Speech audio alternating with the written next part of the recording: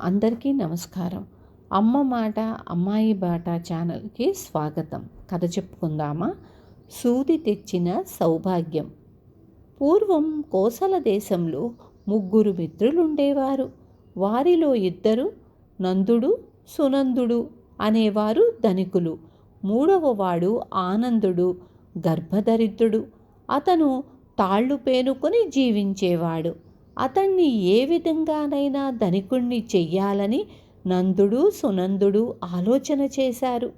పెట్టుబడికి కొంత ధనం ఉన్నట్లయితే ఎవరైనా ధనికుడు కావచ్చు కనుక ఆనందుడికి కొంత మూలధనం ఇద్దాం అన్నాడు నందుడు.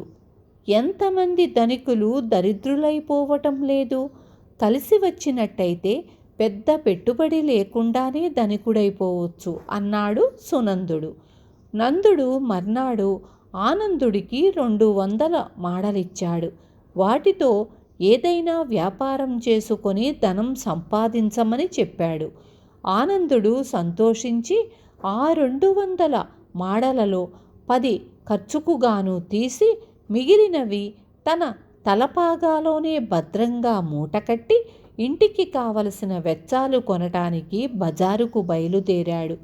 దురదృష్టవశాత్తు దారిలో ఒక పక్షి ఎటునుంచో వచ్చి ఆనందుడి తలపాగాలో మూట చూసి అందులో ఏదో ఉన్నదనుకొని తన్నుకుపోయింది. 190 మాడలు రెక్కలు వచ్చి ఎగిరిపోయినందుకు ఆనందుడు చాలా విచారించాడు. తరువాత కొద్ది రోజులకు నంద సునందులు ఆనందుడి ఇంటికి వచ్చి తమ స్నేహితుడి పరిస్థితిలో మార్పు లేనందుకు కారణం అడిగారు.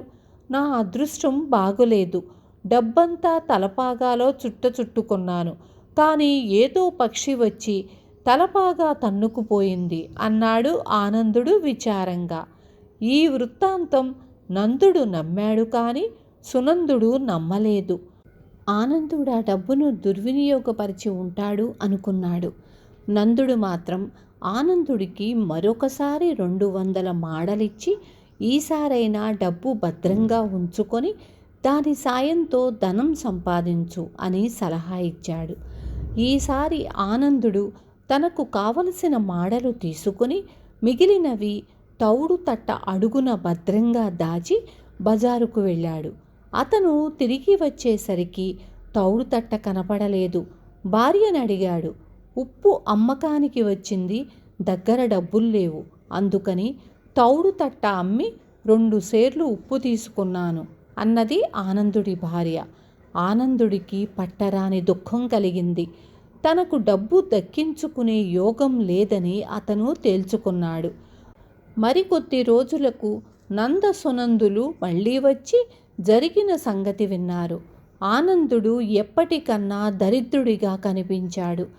అతడు బట్టల చిరుగులు కూడా కుట్టుకోలేదు.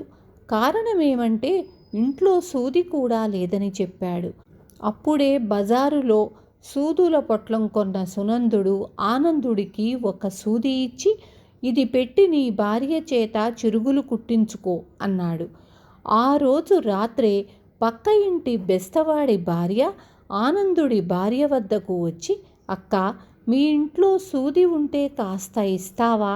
రేపు ఉదయమే మా వాళ్ళు వలలు పట్టుకొని చేపలు పట్టబోతున్నారు. వల బాగు చేసుకోవాలి. వలలో మొదట పడిన చేపలు మీకిస్తాంలే అన్నది. ఆనందుడి భార్య ఆమెకు ఇంట్లో ఉన్న సూది అరువిచ్చింది. మర్నాడు సాయంకాలం చేపలతో తిరిగి వచ్చిన బెస్తవాడు తన కూతురు చేతికిచ్చి ఆనందుడి ఇంటికి పెద్ద చేపను పంపాడు. కూర వండుదామని ఆనందుడి భార్య ఆ చేపను కోసేసరికి అందులో పెద్ద గాజు ముద్ద లాంటిది దొరికింది.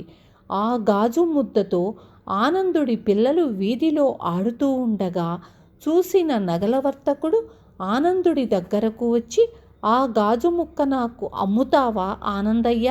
100 మాడలిస్తాను అని అడిగాడు. అది చాలా విలువైన గాజు పెంకు అయి ఉండాలని అనుమానం తగిలి ఆనందుడు దానిని అమ్మ నిరాకరించాడు.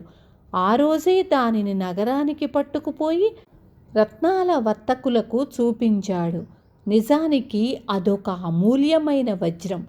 దానిని పెద్ద వర్తకుడు 20,000 మాడలిచ్చి కొనుక్కున్నాడు. ఆ ధనంతో ఆనందుడు ఇళ్ళు దొడ్లు కొన్నాడు. తాళ్ళు పేనటానికి కర్రలతో యంత్రాలు తయారు చేయించాడు. తాళ్ల పరిశ్రమ ఏర్పాటు చేశాడు. ధనికుడైనాడు.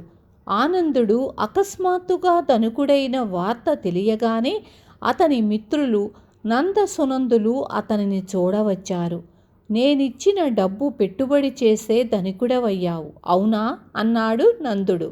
ఆనందుడు జరిగిందంతా పోసగుచ్చినట్లు మిత్రులకు చెప్పాడు. కలిసి వచ్చేసరికి నేనిచ్చిన సూదితోనే ఆనందుడు ధనం సంపాదించాడు. చూశావా అన్నాడు సునందుడు. ఈసారి నందుడికి నమ్మకం కలగలేదు. ఆనందుడు తన ధనంతోనే ధనికుడై ఆ సంగతి కప్పిపుచ్చటానికి అబద్ధమాడుతున్నాడనుకున్నాడు. మిత్రులు ముగ్గురూ కలిసి ఆనందుడు కొత్తగా కట్టిన ఇల్లు వెనక ఉన్న దొడ్డి చూడడానికి బయలుదేరారు. వారు దొడ్లోకి వెళ్ళేసరికి ఆనందుడి పిల్లలు ఒక చెట్టు ఎక్కి దాని మీద ఉన్న పక్షిగూడు కింద పడేశారు. అందులో ఆనందుడి తలపాగా కనిపించింది. దాని చెంగున మూటకట్టి ఉన్న 190 మాడలు దొరికాయి. వారక్కడ నుండి బయలుదేరి గొడ్ల సావిడికి వచ్చారు. అదే సమయంలో బజారు నుంచి నౌకరు ఒక తౌడు తట్ట కొని తెచ్చాడు. వాడు దానిలో నుంచి తౌడు తీసి కుడితిలో పోస్తూ ఉండగా బంగారు మాడలు కొన్ని వాడి చేతికి వచ్చాయి. తట్ట బోర్లించి చూసేసరికి ఆనందుడు రెండవసారి పోగొట్టుకున్న 190 మాడలు కూడా దొరికాయి. ఇది చూడగానే నందుడికి ఆనందుడి మాటలలో నమ్మకం కుదిరింది. సునందుడు చెప్పినట్లు కలిసి వస్తే ఐశ్వర్యం రావటానికి కుట్టు సూది అయినా చాలునని నందుడు అనుకున్నాడు. విన్నారు కదా. రేపు మళ్ళీ ఇంకొక మంచి కథతో మీ ముందుకొస్తాను.